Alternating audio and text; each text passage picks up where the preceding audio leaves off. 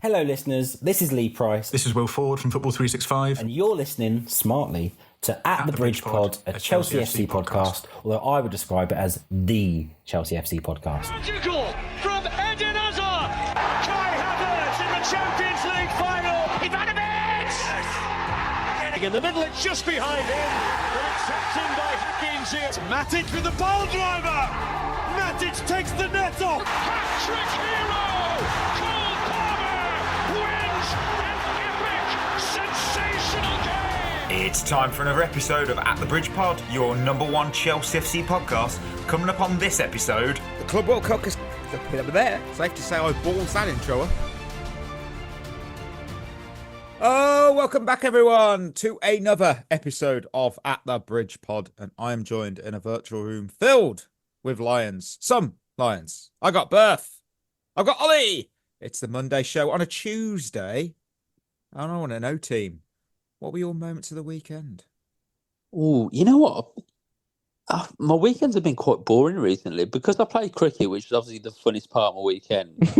Always. I don't really have energy to do much else. But cricket's going well for anyone that is interested, and there's a few people I'm sure that are interested, despite what Ali says. So it's all right. Yeah. It was still probably more interesting than my weekend. I just, Oliver, there's absolutely no doubt about that, mate. No doubt about that. Yeah. I just worked this weekend. I'm a workaholic, so I just worked. Bloody hell. I do have something. I've just noticed my script was being a bit of an arse there, but it's working. It's working. My personal highlight of the weekend was the Good Food Show Summer. I attended it with my girlfriend on Sunday. It was food. Did you get any more cheese? I tried some cheese. What cheese? What cheese? I don't know. It was cheesy cheese. It happens every time Chris is I had here. loads of sauces. And what I had sauces then? Hot sauce. Well, here we go. Fabrizio Romano. Let's hear it. This is what the fans really want. I bought an incredible hot sauce from Baba's Sauces. Shout out to Dundee's finest. And nice. Bliss. Friends of the show as well, to be fair. They better be. I do like a hot sauce. You know what? I'm obsessed with it. And you know what? We even strolled through the Gardener's World exhibit hall, which, to be honest, I'm much more into eating things than planting them. But you know what? It was really nice. I didn't even get a hay fever moment. And a random stranger stopped me just to compliment my tie-dye Seahawks tee. I was like, nice. What a lovely community. What a lovely community. And we go to Shevva Shoutouts because naturally I didn't screenshot them and put them in. So I'm going to do it now. As I go to the published, and we have 8, but I think some of them are me replying to stuff. So we'll see. So straight away, Jamali Smith, this is from 12 hours ago. Wow. Delap looked decent, not getting too excited before the season actually starts because that game proved it's going to be a boring Club World Cup. Whoa. Doreen Alma? Alma? Every time. Yeah. Come on, host. The huge fan of the pod, lads. Only enjoyable Chelsea podcast. Well, thank you. Appreciate that. I now have to go from that, ironically, to Peter. You know who you are. The host's attempt at pronouncing names of players genuinely pisses me off. It's not that hard. Oh, piss off, Peter. I tried so hard and I still fuck up. Listen, host does his best. Okay. I genuinely look in today. I've actually looked into Friday's show because, maybe Thursday's show. But anyway, that's not the point. We'll go to the next player. Next shout out. KP. Players. Next player? Next. Shut up. KP. Got too much Club World Cup on the play. Players on the we brain. signed. They're coming out one by one. Players we signed under this ownership. Kellerman, Fafana, Cassidy, Wiley, Washington, Amugu, Sasi, Vega, Felix, Kendry, Hall, Chukwemeka, Sladina, Moreira, Mudryk, Angelo. But we draw the line at Mignon for a couple of million. That would set a precedent. Also, with Club World Cup tax, City signed Cherky, Reinders, Aitnori, and a third keeper. Whereas we couldn't get over the easy steal in Mignon. We are going to see Sanchez number 1. Can I point out that Cherky and Aitnori had release clauses? So it's not that I found that out earlier. I didn't know that until I was looking into Reinders. I don't know about his clause, but Aitnori and Cherky had release clauses. So that's a great pun. Rangers haven't had his clause, get it? Oh, it's a brilliant Fuck's Christmas sake. pun. It's It's a beautiful. shame. It's Chris a shame needs it's to come June. back so we have some orgies in this podcast because it goes mental when he's not here. Well, it really does. next Do you up- know what? There must be some people who hear that Chris isn't here and they're just like, "Oh fuck this! I'm fucking this I'm up." off. Deacon Seller, our club World Cup training has to pay off Delap will too, hopefully. James McManus, by the time you're reading this, I'm just finishing my GCSEs. This really helped me get through it. And I replied to that because I was like, appreciate hearing that because, we always appreciative when we help anyone. And, all the best. I'm sure you And you know what? absolutely smashed it. Exams suck. They're hard. I was rubbish in all my exams. And listen, if you do better than I did, and I did rubbish, then you too can be the host of a Chelsea podcast one day. Nicely done. Rhea Phillips. Anyone else feel a tingle at the beginning of every episode when Mikey goes, oh, the host does that actually, I want to point out. And he can't even pronounce stuff. So I've probably got his name wrong. And I Don't really like the hope way I they didn't. said that. A tingle. Who's Mikey as well? I don't know. Who Oh, Mikey fuck no. is. Some guy who can't pronounce shit. And finally, this is a proper friend of the show, L House 75. Mikey, this is the best take I've heard on Mignon. Thank you, mate. Just paying the money sets you up to get fleeced on every future signing we try and make. The people moaning on the internet don't negotiate for a living, and it shows. All you have is your leverage. You have to be willing to walk away and say no to a deal. We did that. We're putting the onus on them. They will come back and agree later this summer, or we can sign him for 3 and 6 months. That is literally my stat. I still think that. I think we go back in, and I think Milan come back to us. If I'm honest. Yeah, I think that I still think that's the same, Mikey. I reckon we'll I'm end not up worried. coming back to him. I am not worried whatsoever. So, yeah. Well, there we go. Thank you for your shout outs, ladies and gentlemen. Appreciated it. Well, yeah, I mean, we love your thoughts and reviews. And if you want yours read out on the show, just head over to Spotify, drop a comment on this episode, and we'll make sure to shout you out in the next episode. We did when it was Even Chris. you, Peter. We butchered Chris. He was truly, well, the shots were fired at poor guy, but he's not here. Oh, well. One piece of housekeeping though. Talking of sound drops, I've added a new one into the rotation. Oh, we have. Can we hear it or not? Well, yes, you can because we've got Chris, It's not a real game. and it's still good. We've got Berth. As Fant's been said. Ollie hasn't got one yet, but I do because of they can bastard you up. Oh, good old bastard you up. You don't ever meet a team. Yeah, you don't want to meet a team that can bastard you up. We found that out. Right, what we can tell you about is some news. God, this is so old now, but there was one piece of news that squeaked out over Saturday afternoon. And so we'll quickly go through it before something more exciting. That was Ben Jacobs, who understands Kendry Paez will now travel to America and stay with Chelsea during this great Club World Cup. He's not registered, obviously, as a player, at least not for the first part of the tournament, because you can do later on. He will stay with the team and he'll join in training sessions, as this is apparently always Chelsea's plan, regardless of selection for the Club World Cup. That was obviously Kendry's going to America. He could spend time with the group. Expectation is still that he goes on loan this summer. I'm still thinking. Look, I looked at it. This sparked the usual quickfire meltdown on social. The club's a mess. PR puff piece. The works. You get all that bollocks. Here's the twist. I'm disagreeing. I feel like a lone voice here, but that's it's rare because I'm usually the first in line to call out the weekly dose of PR brief bullshit we get shoved down our throats and firmly up our asses. But this one, I don't think it's spin. Because not one of the usual Chelsea media outlets, so Nizar, Matt Law, not even The Athletic, and they sometimes, pop in, ran with that Kendry Paez story.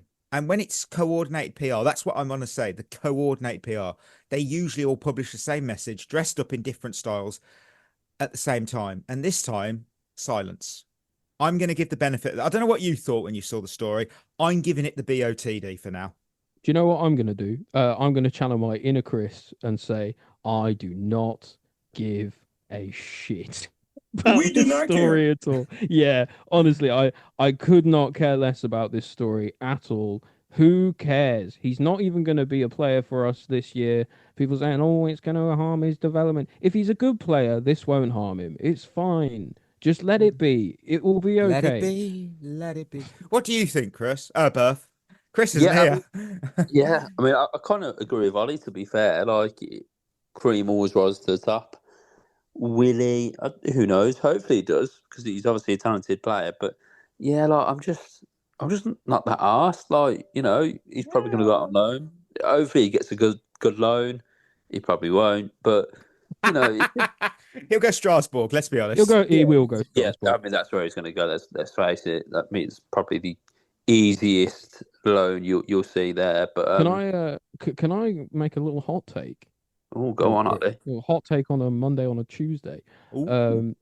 Is I think Quenda, that kid we bought from Sporting, is a better prospect than Kendry Paez is. You are in for a treat, Ollie. You really are, because my next story is actually about Mr. Geovany Quenda. We didn't plan that either. No, we didn't. We really didn't. But he showed he had that dog in him. I haven't used that phrase in so long, but he did, because this was wrote up on Sunday. So this game that's just happened literally minutes ago as it's finished didn't happen. And this is pretty much what I wrote. It showed why we bought him from Sporting CP. I mean, what a game he had for Portugal against Poland in the under-21 Euros. And he's had another game tonight, which I'll touch on. But oh my word, he was what I would consider sensational. 2 goals and an assist in the first half. In the first half. Easy, by the way. What Future saying sensational? Yeah, that was that made me feel a little bit look weird. Made him feel tingly. Tingly. I watched 2 goals and assist in that first half. The assist was better than both goals, just because you saw that he had the time and the vision to make that key pass. It just split the Polish defence apart. And I'm telling you, if Kevin De Bruyne had made that assist, you'd be hearing Gary Neville groaning. Social media would be clipping it. You'd say, goat of all time, greatest of all time with it. He's not called the next Cristiano Ronaldo for nothing. When I heard that again, I just thought, imagine if we'd have had him at the same time we had the German Messi on the books, if you know. And then tonight, bloody hell, he just didn't stop. Portugal win. Let me just pull the actual fact up. I don't want to get this stat wrong, because it was such a bloody good stat. Where is it? I'm really ready. Of course I'm ready. Come on. It's here somewhere. It's definitely here. Oh, there we go. 3 games he's played, 187 minutes, 3 goals, 2 assists. He's the youngest player in the tournament. And he's absolutely shining. Yeah, he's exciting. That's really worth saying as well, because people say, oh, it's under 21s football. And that is a fair thing to say, because it's not men's football. Who's to know how he's going to play in men's football? But he's already kind of playing up a weight bracket. He's what, 19? Is he 18 or so? So he's the youngest player of the tournament. So he's playing up an age group effectively, and he's thriving. So yeah, he's under 18. He's under 18. He's 18. He's 18. Yeah. Who's to say that he couldn't then go ahead and do even more at men's level? Yeah, I'm genuinely really excited by this lad, and hopefully he reaches that ceiling, because you never know. We can't sit here and say he's going to be a world beater. He's going to be Ronaldo. You have no idea. But it's nice to dream. Berth, what have you made of the? It's only a sample size of 3 games, but still. Yeah, I mean, he looks promising. I do agree that I think he's probably a higher talent than Paez. He's lightning. Under 21 is actually a real good sort of tournament, because there's been a lot of players over the years that have performed well in that tournament, that have gone on to big things. I mean, look at Palmer. Palmer for one. I remember when sort of we heard about Ozil and Khedira, that they sort of starred in that tournament. Players like that, Palmer as well. Yeah, like you said, Ollie. It is a great performance. If you perform well there, it kind of puts you on the map, and it gives you that confidence. And it's obviously competitive football. Yeah, it's not the men's, or as Ollie said, the almost weight division, so to speak. But I think it's a real good, because most under 21s, realistically, quality ones, are playing for the men's team and starring in the men's team. You look at players like, obviously I know he's not there, but Yamal and players like that. They're all under 21. So if you perform in this tournament, you're going to be put in that spotlight, and you're going to have big pressure, and you're going to have sort of all the people saying, oh, he's a real talent. So yeah, he looks good so far. Will I see see him starting for us? No, but the talent's obviously there, and I hope he has a real good tournament because obviously then it'll give him that confidence. So, I mean, I'll read some of the golden. For some reason I was just looking on the wiki page, going, "Where's the young player of the tournament?" And then it clicked under 21. Can't get much younger than that, can you? Really? Right, They're all young, mate. Idiot I am. Right, so from 1994, it's every 2 years, so you get the idea. Just fill in the numbers for yourself, the years. So this is who won golden player of the tournament: Figo, Fabio Cannavaro, Francesc Arnau, don't know who that is, sorry, Andrea Pirlo, Petr Cech, Alberto Gilardino, Klaas-Jan Huntelaar, Royston Drenthe, Marcus Berg, Juan Mata, Thiago, William Carvalho, Dani Ceballos, Fabian Ruiz, Fabio Vieira, Anthony Gordon. I mean... Yeah, you've got a good chance of being a pretty decent player overall if you... 0709 weren't the best year, was it, Drenthe and Berg? And I really liked Berg. I remember him coming through the ranks, and he was at he was at Hamburg, I think, at that point. And I was like Berg excited. at Hamburg, really? Well, I was so excited for him because he's a Swedish player, and I mean, I didn't know about my ancestry back then, but that's irrelevant. That's not what I'm about. Also, by the way, did anyone, bit slightly off topic, but kind of on topic as well? Did anyone see Mary Herbst and what she said in the soccer aid? I didn't. But go on. When she was speaking about Euro 2000, she said Rivaldo, one of the best players in the in that tournament. What? Yeah, so Rivaldo, where's he from? Well, he's definitely Brazilian. He's Brazilian. Yeah.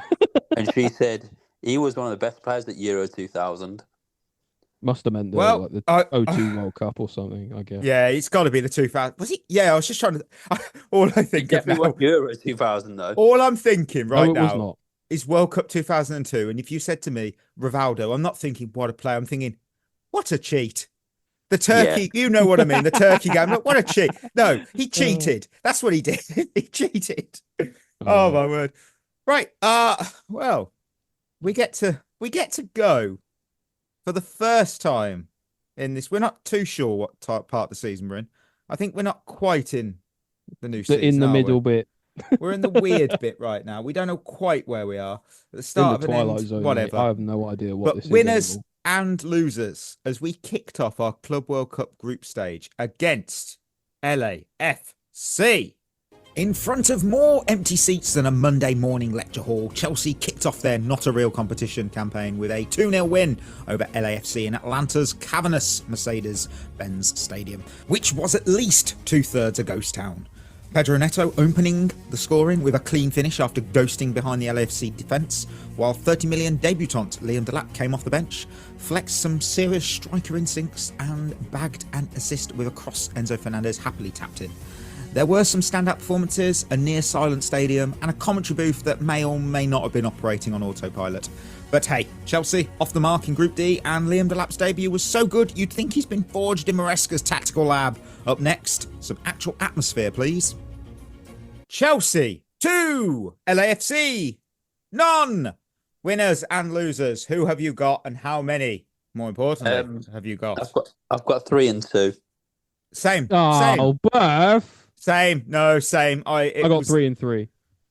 Bloody hell. You know what, Ollie? I respect it. You've done 3 and 3. I respect his hustle. I respect the hustle. I do. Got to play by the rules, man. Can I just say, this player's easily in our lists. Pedro Neto. Yeah, he's easily the standout lion in the game. He looked lively from the minute we kicked off, scored a goal, constantly worried the LAFC defence. It's just what I needed to quench my thirst of this very dry, boring competition. It was just such a great move as well. It was brilliant. It was a good goal. I really enjoyed it. And it was a good game for him. The ref cam video makes that a much better goal because he falls over when he shoots. and some of the comments on social was going, you'd think they'd have better quality. It's a body cam. What do you want? You knew it weren't going to be steady. Was he going to run around with one of those GoPros that have like the gyro in them? Oh dear. Oh, that'd be great. We're gonna have like our full chest harness next. Yeah. Why was he a winner for you guys though? Oh, just the goal, isn't it? You know, like I thought, not just the goal, because he was actually quite hard working all night long. I thought in the heat as well. It's not easy. I thought he was industrious. He worked really hard. It kind of moved me, you know. Like I know we talk a Wow. lot on this podcast about about how much his work ethic really worth, depending on how good you are. But yesterday, I thought he blended the best of both worlds. In effect, I thought he worked really hard, and when he was on the ball, he tried to do effective things with it. He was at least having a go a lot of the time, and he was rewarded for it with a nice goal. So yeah, all credit to him. Berth, were you moved? I wouldn't say I was moved. I mean, I didn't realize he was getting emotional on this podcast, but no, he performed well, and I've always liked Neto. He is frustrating, but I think what's good about him is that he always tries to make things happen, even if it doesn't always come off. And I think he is a hard worker. You'll never see him sort of taking it slow. He's always kind of like 100 miles an hour, and I do like that. I thought his goal was really, really good, and I think the ball from Jackson as well was kind of got underplayed in that, but it was a fantastic ball from Jackson. But I thought Neto took it really well, and yeah, he looked sharp. And I think compared to Madueke, I think he was the much better of the two. And yeah, it was just a solid performance. He was a dangerous game, real threat, and that's what you want from a winger, really, just trying to make things happen. Our wingers get criticised quite heavily for not shooting half the time, but he was. I was just. It was just what we expected when we signed him last summer. I mean, he hit the woodwork as well towards the end, I think it was. They claimed it was on the commentary, which I'll touch on later. But I was just looking at his stats, and then they're all right, actually. 47 of 51 accurate passes. He had 2 shots. Technically, 1 hit the woodwork, so that's not a shot on target as it's considered. But it was one of those games where I'm just looking now at the stats, and you'd go, they're not the most standing out stats. It was but an who cares? efficient performance, The eye test. That's what I keep saying. You can look at stats all you want, and sometimes they'll paint a picture that a player was kind of meh to average, and yet you watch it and you go, this guy was insane. He was amazing, and I was just so blown away by it. I don't know whether I've just sort of bought into the Club World Cup hype, but honestly, Pedro Neto, sensational. He was sensational. Yeah, just again, I don't think I like that. I don't like it. Berth is also sensational, and someone else who was sensational, Liam Delap. Did we all have him? Yes, he was on mine as well. Yeah, what? I mean, he made his Chelsea debut in that second half, and he just wasted no time making that impression. What? I'm not going to say it's like a massive indictment of his ability. Like, he's been playing in the Premier League for a year. He should be beating LAFC and doing that pretty handily, and he did, which is really good to see. But do you know what? I hadn't really seen all that much of Delap. I'd seen him a few games here and there, enough to form an opinion on the signing at least. And but you know what? I don't think I'd ever seen him properly move like that. Like, I think his movement's really good. I didn't know he could pass that well when he, made the crossover to Enzo. That's a really nice thing for a striker to have in their locker. And I was, I would say overall I was impressed with his performance, considering he's probably not that knowing of the system sort of yet. Do you know what I mean? He's like, he probably doesn't super know it. I know he's played with Maresca before, but it's probably a bit different now. And so, yeah, I thought he was good. Honestly, he just looked sharp. He looked lively. He grabbed an assist with an absolute beauty of a cross for Enzo to ghost in and finish it. And you know what? His movement was top drawer. And that sort of screams, you know what? You can tell I've been a number 9 my whole entire life. And he just timed runs like a pro. And for a debut cameo, that was a very promising shift. And I know someone's going to say, Mike's getting a little excited here, a little bit hyped over just, a debut in the second half. Do you know how much we've craved for a striker that just does striker things for the last 2 seasons? And we finally got one. I have every right to be excited about this signing because it's a striker being a striker. What do you say, Burr? Yeah, I mean, what I will say to you was, do you think he would have made that assist whilst playing for Ipswich? Ooh. No, I don't think no. so. I don't think anyone is aggressive enough to crash the box like that. Not in the Premier League anyway. This is the thing that I agree with you, Marky, and Ali to a certain extent. I've only seen bits of him. I've not seen him every single game that he's played last year. I really like what I see, though. I think he's a very old school striker. I've actually said in the past that I think he's got all the attributes like Harry Kane had. I'm not saying he's going to be as good as Harry Kane, but he does remind me of him. And I think if we have half the player that Harry Kane is, I think he'll be very, very good for us. And it is LAFC, so kind of got to tape our expectations a little bit. But I do think we may have bought the best striker in the world. But basically, hype train, we're on it. We're on it. Oh, we are going straight forward. Harry Kane. We've got Harry Kane. Just, any extras to add on Liam Delap before we move to our final winner? I thought it was R9 that played last night, to be honest, not Liam Delap. If he comes out with that haircut on against Mexico firmly on in cheek Friday. on that one, bro. Right, my final winner is not even a player. It's the Chelsea 25-26 home kit. Being used in the 24-25 season, from what I've been told, because apparently July 1st is when the new season starts. So we're not quite in there yet. Look, it was clean. It was classy. It was proper Chelsea. The badge wasn't chrome. It wasn't neon. It wasn't having an identity crisis. It was just the iconic crest on a gorgeous blue shirt. No gimmicks, no nonsense. It was absolutely sensational. Oh, it was. Ollie. But all the kits were nice, aren't they? I think they're all good. This we haven't seen the third one. It's not been released. Come on, we haven't, but we've seen the leaks. Yeah, we've seen the leaks of it, and it looks nice. But of course, the away kit is one of the best ones in ages as well. So like, it's really nice to see that. When they actually say it goes back to history. This one you could look at and go, yeah, I see it now. You actually can see the history instead of them just going, they've made some bollocks up and gone, yeah, this throws back to a time in the 1956 season. It's like, yeah, sure. Berth, who was your final winner? I've actually gone for Nicholas Jackson, which is crazy, really, considering Nicholas Jackson. Go on. Exactly. I mean, Liam Delap was very good. But I actually thought Nicholas Jackson was very good as well. I thought, like I said, his ball to net was very, very good. And his hold-up play was good all game. Didn't score, but I thought he looked sharp. And he reminded me of why I liked him. yeah, that's the perfect way to describe that game last night. And I think there's a player in there. I do think he is terrific. I think he is underrated.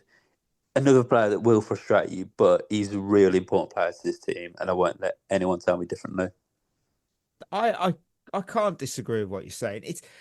Look, when I was frustrated at him because he got himself sent off in the manner he did, he's also one of those players that you kind of feel that if we sold him, he'd come back to haunt us and become the player that we kind of expected him to become. It's kind of one of those situations.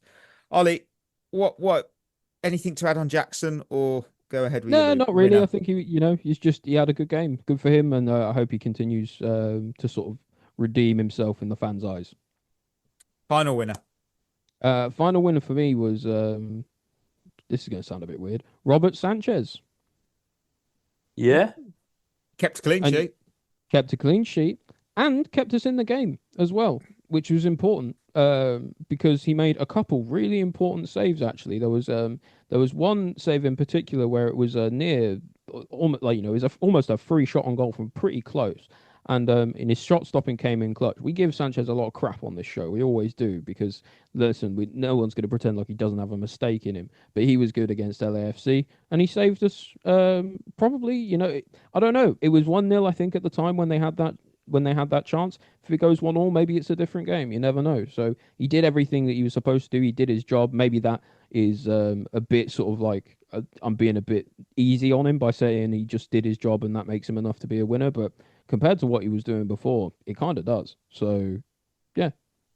I think that's a completely understandable point. He did make a good save. He made a couple of good saves, actually, I must say, when I was watching. I did think, and I know it's LAFC. People are going to be knocking them, but you've got to make the saves, haven't you? It doesn't matter who you're playing against. Everyone can have a good shot on them, and you have to make the saves when you're called upon, and he did. And I kind of find that really annoying I feel like I'm having a go at Chris, and I'm really not. When it's, he should make that save. I know, but there's a lot of keepers that don't make that save. Well, he should make that save, but he doesn't always. Yeah, it's a good thing that he did. Yeah, that is exact because it would have been. We wouldn't want to concede goals now. We don't want to be doing that.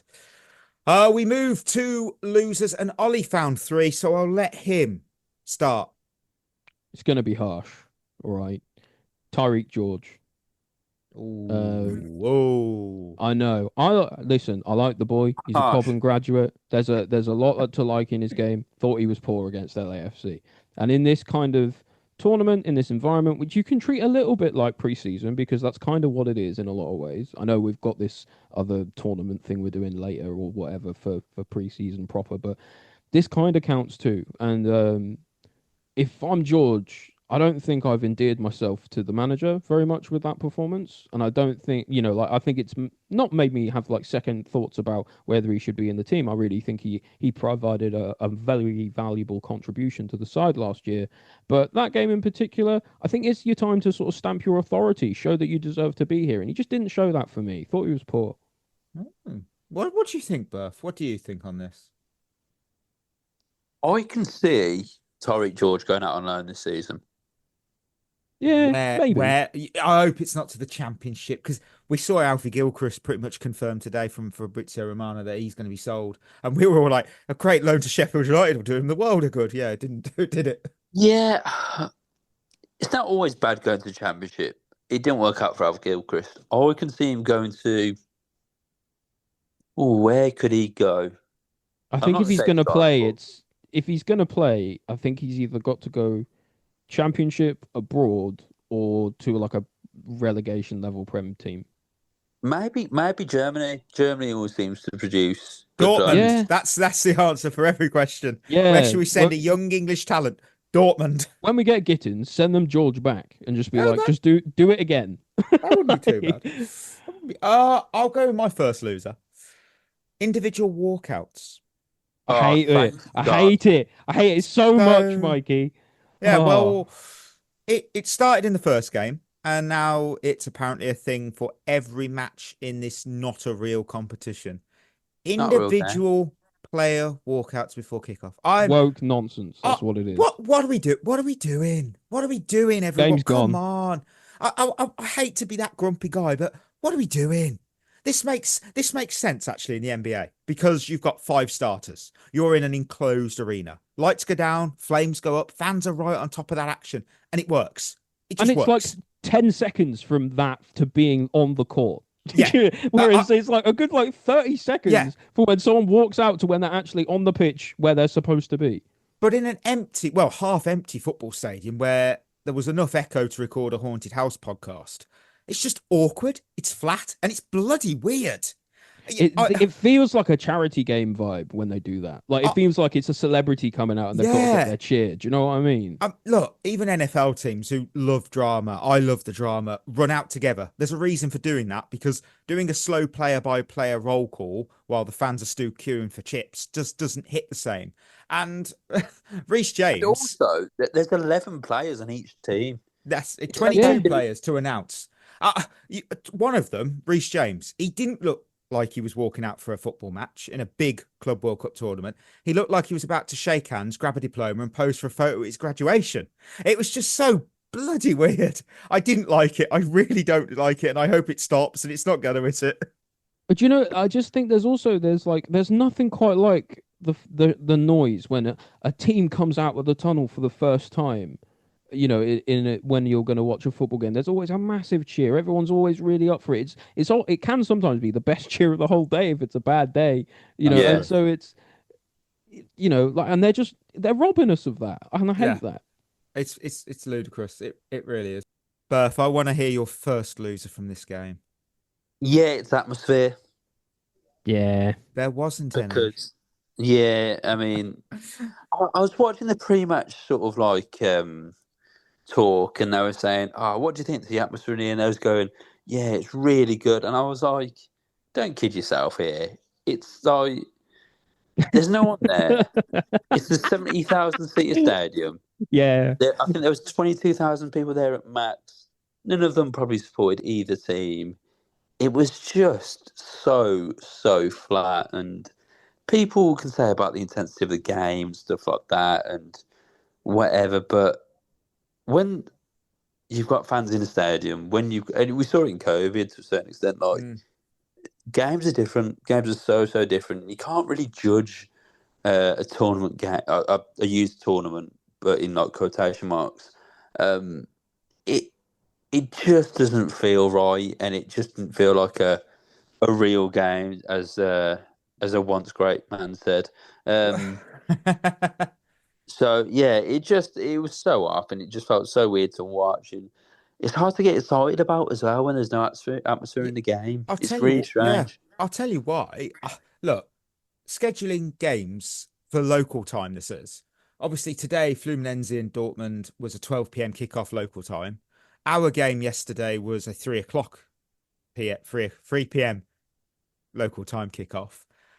This is a country where millions of I said it on Twitter, low wage workers get just 10 days of paid time off. Annual leave in the UK, we call it.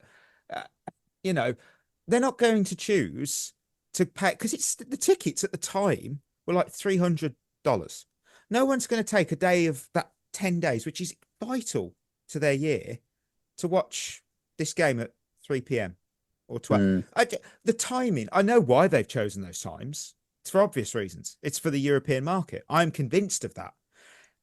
It's just not. I just don't like it. I don't like it. And FIFA will complain and go, oh, well, there's no one.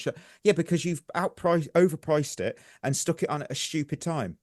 What do you expect? And it's a tournament that, I said it as well. I love that there's Chelsea fans and there's other fans. There'll be Man City fans, Dortmund fans, because let's not pretend that, the club is supported in their own entire country. There's fans from all across the globe, and there'll be a lot of American fans that support a variety of teams in this Club World Cup. They get to see their team play. Hopefully they got the cheaper tickets, which were reduced to like $50, hopefully, and that'll be a prized memory for them. And I'm so glad for them, because they won't get to see their team all the time, maybe in a pre-season game, but this is actual, whether you like it or not, competitive game. It is a competitive game. And they'll get to see their team that they love and support. And that I love. I just feel that FIFA should have scheduled it better for the country it's actually being hosted in. Because right now, 12 p.m. and 3 p.m., I don't find that fair. So, yeah. Oh, I've got one left. Ollie, you've got two left. Who's your second? It's kind of along the same lines. It's just the Club World Cup in general. I don't know why, but I was actually quite excited for the tournament. I know a lot of people were kind of like, not really looking forward to it at all. But I was thinking, well, you got to be in it to win it, and there's a lot of prize money for winning it, and we'll get to see some new players and stuff, and so it'll be quite interesting. But I feel like a lot of that's been overshadowed by just like the sheer how crap it's been so far. The football's been mediocre, let's be honest. Which is fine. It's hot. It's in the summertime. It's in America. It's not easy, right? I get it, and I can almost forgive that. But then I get that it's in America and they want to put their own spin on doing stuff like this, and that's fair enough. But you can't mess with the integrity of the game, stuff like the players walking out, stuff like making sure that stadiums can be full, stuff like that. It just feels very hollow. It feels very commercial, and it sucks, because I was looking forward to it, and my enthusiasm for this tournament after watching our game and watching a handful of other games has kind of deflated like a balloon. Maybe it'll pick up again when we get to like the knockouts and stuff. Maybe that will be a bit more interesting then. But I'll be honest, I've kind of lost interest. Do you know what's wild? I was looking at the temperatures in Atlanta for this week, and it's averaging about 33, 34 centigrade. Like, that's insane to play football in. Like, the humidity alone. I don't know, what's that in Fahrenheit? Let me just quickly check. That 93.2 degrees Fahrenheit. So there you go. It's just insanity. It's just not a real measurement, is it? It's not a real measurement. Oh, madness. You know what? I'll go with my final loser. Commentary. Yeah, that was mine. Mine. Berth. I'm glad, because it kind of felt like these two guys were making their debut behind the mic for me, because at one point, the one asked, you'd take a 2-0 defeat at this point, wouldn't you, if you're LAFC? No. What on earth are we doing here? No one's going to go, what kind of a dumb fuck question's that? You take a 2-0 defeat? No, you wouldn't. No one goes, wouldn't. Yeah, I would. A 2-0 defeat. Yeah, I'll take that. Yeah, no points. Negative 2-goal difference. Yeah, exactly. That's a stupid question. And then I get criticised for pronunciations. I heard Nani Madueke the whole game become Madawuki. Like, Again, yeah, that again. happens every time. By the way, you know Delap made his debut. Someone else made his debut for me. I didn't. Well, for Chelsea, I didn't even know we'd signed him. So we know we had Enzo Fernandez. Well, he was Enzo Martinez for most of the game. Enzo Martinez. I was like, How? What How are we did they call doing? that so wrong. And then for long stretches, it's listeners will know it sounded like a solo podcast, as if like the co-com had just nipped off for an early halftime pie. Well, it was just, what are we doing? This was fucking awful. Berth, Yeah, you bizarre, agreed. You agreed. Please just go ahead. It just summed up the whole game, didn't it? Because it was no intensity on the pitch, or the crowd, or the commentating. I mean, Michael Brown, bless him, was the most boring player in the world when he played for Spurs and Sheffield United. And now he's commentating, and it's just so monotone. And the other It's worse. commentator tried his best, but couldn't get anything going. And it was just, I'll be honest, in the end, when it was 10 minutes ago, I went, Love Island starts in 5 minutes, so I'm going to put this on. Honestly, if you shut your eyes, it made me at times, because I didn't look up the commentary until after the game. And I genuinely thought it was Mark Lawrence and Michael Owen talking. And I'm like, that's not even a great commentary duo when you think about it. And then you look up and you're like, where's the excitement? I know we're ironically saying, where's the excitement? But you're getting paid to do this. I'd be excited if I was commentating on a Chelsea game. I don't care if I'd be excited suddenly. I'd be like, yeah, look at this. It was just mad. We should commentate on some Chelsea games in the Club World Cup if we're at a loose end. I think we should really commentate, and we would bring more excitement than a damp wet cloth that we got. Host would be a very good commentator. Ollie, tell me who your final loser from that game of 2-0 was. Christopher Nkunku. Not for his performance, because there was nothing wrong with it. I just said before that if he ever plays for us again in any serious capacity, that something's gone wrong somewhere. And the fact that he's in the squad at all is an insanity to me. But the fact that he even got minutes is even more bizarre. I do not understand it at all. I don't know why he's still here, because he needs to go. He doesn't want to be here. Why are we giving him minutes? It's bizarre to me. He might still want to be here. We don't know that. He doesn't want to be here. Does he? Look, you've seen every single performance he's done in the last year. He doesn't want to be here. Trust me. I'm not convinced. I think he's raring to go and he's excited to contribute to the rest of his contract. I'm very convinced. Are you convinced, Berth? Not at all. No, okay. Definitely not. I mean, I think he's just. It's weird because I actually saw his goal compilation earlier on TikTok on my lunch, and I thought, he's actually got a fair few goals for us. But then I was like, actually, he is fucking dreadful. So yeah, it's the same. He's crap. yeah. It's very much all in the. It's not a real game. Conference League, wasn't it? Yeah. Oh well. Yeah. Emoji game review. Let's drop those emojis. What are we throwing out for this one, team? American flag for me, because the fact that this is an American competition is very, very evident, isn't it? The NFL doesn't do. I would not mind if they all ran out of the tunnel to a song. I would love that. Not individual announcements. That's what I'm saying. Berth, what have you got? Yawn emoji, because at parts I was just like, this is just flat, innit? It's just so flat and so dull. And obviously I'm glad we won, but you just can't get excited for it, really. Okay. I've gone with the graduation cap for me, because Reece collected his diploma pre-game, didn't he, in that little that announcement. No. So we get to go now to Line of the Week. Well, what we'd normally call our Line of the Week predictions, but in honour of FIFA's brilliant decision to rename Man of the Match to Superior Player of the Match. We didn't even mention that. Honestly, don't get me started. Superior Player of the Match. That's ridiculous. I thought we'd temporarily rebrand ourselves just for the sake of this tournament, only for this tournament. And we're going to go with something just as unnecessarily fancy or ridiculous. So welcome to the Whiskered Warrior of the Week. And the whiskered. You think that was bad?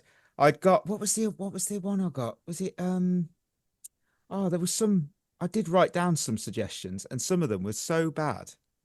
I'll tell you in a minute. What I will tell you is Ollie had Enzo Fernandez, which was a great shout. Great shout. Nice. The wheel had Romeo Lavia. Nice. Mike, the host, went with Pedro Neto. We're not that's counting gotta be wins. We're not counting wins on this for this edition. Are we not? Well, I'm at one. I mean, like, if it does it Well, not kind of we count? ended the season, so we did. This was a double Okay. season, remember? So maybe we just do a mini one for the We'll do a mini Club World world. Cup then. Let me find my notes on my phone. I wrote down some of the names I came up with because I think I had Mufasa of the week. Oh God, let me pull my phone up because some of them were absolutely abysmal that I came up with, and some of them will make you want to.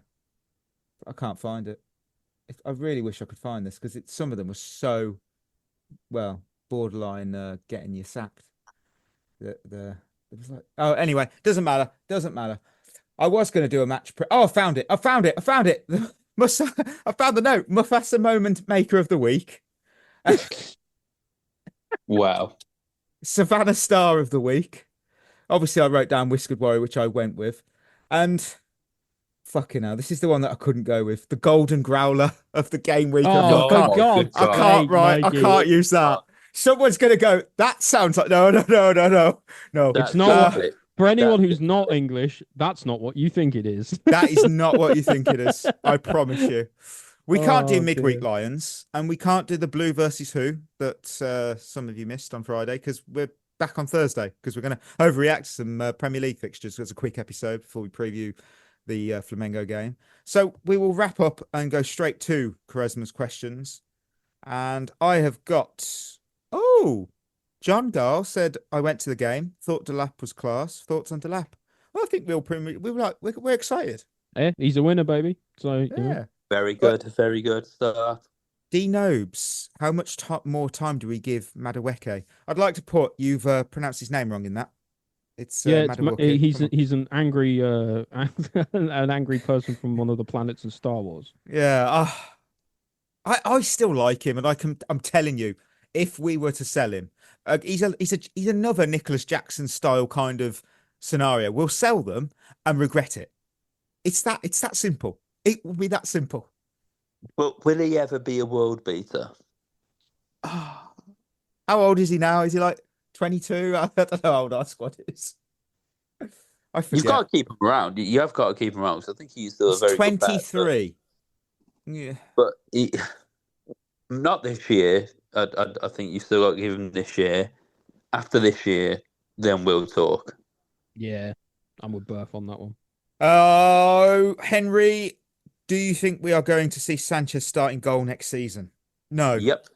Really? Yeah. No. I'm on the fence. I really thought we weren't, but not bringing Petrovic to the Club World Cup tells me that it's a distinct possibility, and I hate it. I'm not convinced. I don't think he starts. I really don't. Oh, I think he will start. I think annoyingly, he actually had a very good last half of the season. He did. I can't argue with that. I cannot argue with that at all. He did. Yeah. Nell's right. Why are we playing Cole Palmer against an MLS team? He needs a rest. That is true. I was shocked to see him start, but also it's the whole, this is a major competition. We have to start our best 11. That's going to be the attitude. I think with Cole Palmer, I actually think he's quite underrated sometimes in the fact that when he does drop deep, he actually links the play very, very well. And I think that goes overlooked because he had such a good first season with his stats. I think now he's just dropped a bit deeper. His passing's still very good, but he doesn't get the assists because he's too deep. He's often at the heart of things, isn't he? Yeah, he makes the game tick, and he's still at the heart of everything. And I think we're just seeing him in a different role, and I think we're just still getting used to it. No, I think that's a fair point. And finally, I'll go with No Lorsko, who's gone with, do we play worse with gusto? I just don't think he suits this style of play. That's the thing. You're putting a fish up a tree and going, well, you're shit now. No, he was in Pochettino's team. He was in an ocean. He was swimming. He was great. put him in a tree like Maresca has, and it's not going to work. And I think he will leave. And good for him in a way, because I want him to do well, because he's got such a high ceiling. It's not going to be achieved at Chelsea under this manager. Ollie? I'm kind of with you, but I don't know. It's a tough one, that. Yeah. What is that? This should be tough. We're going to wrap up today's show with our end of Monday show game on a Tuesday. Footballer 20 questions. Oh, for God's sake, I haven't even got a Chris this week. Well, you and me, baby. I pick a mystery footballer. The team get 20 yes or no questions to figure it out. I remember I asked Mikey last time to give us a harder one as well. Oh dear. We'll see if this is hard or not. Anyway, guess right, you win. Guess wrong, you're locked out until the others go. But it's a team game. It's a team game here. So go ahead. Ollie, do you want to go first? No, I don't. You go first. No, you go first. That's a question. I'll have to mop up after you. So you go first. All right. Is this player retired? Yes. That's Straight away, narrows it down. That's a better question, Ollie. Well done. I feel judged all the time playing this show. Right, so he's retired. Has he played in the Premier League? Yes. Okay. Can he cook a Sunday roast? That's the next Ollie question. Yeah. What were his carrots like? I'm going to go with when he was in the Premier League, did he play for a team in blue? He did. Also, can we please clip that Ollie thing that you just said about the carrots? Because that's fantastic. That's genuinely one of the funniest things you've ever said. I had to mute my mic then. Oh my God. Right, so he played in blue. Oh God, that gives me... I cannot listen to that again. I'm going to play that when Berth's asleep later, just for no fucking reason. Yeah, play down the phone. So he's played in blue, yeah? He's played in blue, yeah. He's retired. I don't think it's going to be for Chelsea. Maybe we could narrow down the team. Has he played for Chelsea? No. Damn. So if you're talking... It's got to be City. City, maybe Everton. Right? I'll try and narrow down the position. Is he a midfielder? No. Ooh. Has he won the Premier League? I will just check his honours list. He has. He has won the Premier League. There we go, Ollie. So maybe City, but maybe not a main component of a City team that won. It's Seamus Coleman. Is he a defender? He is. Is. I mean, he's alive. I suppose he still is. Yeah. Yeah. He's just not actively a defender now. So he's a defender. He's won the Premier League. He's played in blue. Not for Chelsea. Ooh. Now he's retired. We need his nationality as well, Ollie, though. I want to say he's clearly played for... he hasn't clearly played for City because he could play for Blackburn, but he didn't play for Blackburn. Okay. Right. Is he English? He is. English defender. Did they ever play abroad? Let me check. Yes, he did. Ooh. Right. I think I'm narrowing it down. He's retired. He's a defender on the Premier League. Ooh.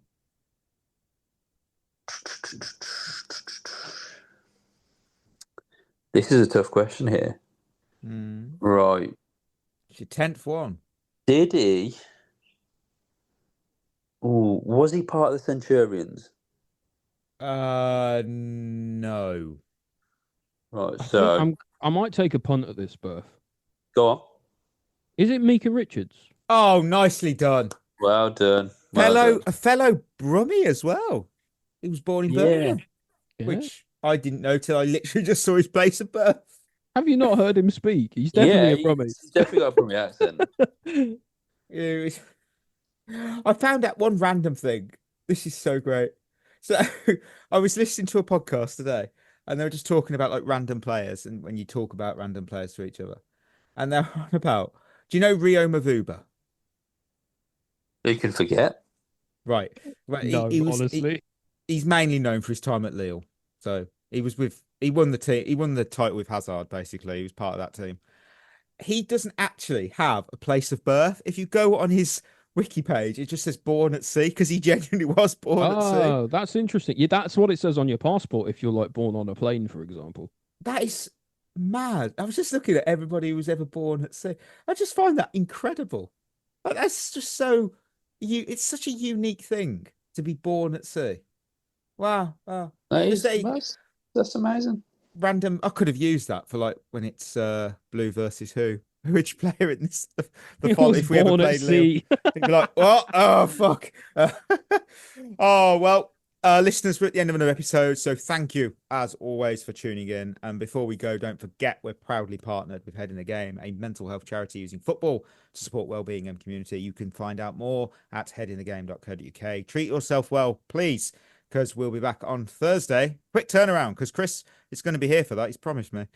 With our overreactions to the Premier League fixture drop for the 25-26 season. I can't wait to look at that and completely overanalyze it and look at Forest when it was last season, seeing Forest as the last game of the season, thinking that's a banker because they'll probably be in a relegation battle. how shocking things happen. So yeah, till next time, that will be us signing off. You've been listening to At the Bridge Pod, a Chelsea FC podcast. Follow us on Twitter and Instagram by searching for At the Bridge Pod. And if you're listening on Apple or Spotify, leaving us a review is always appreciated.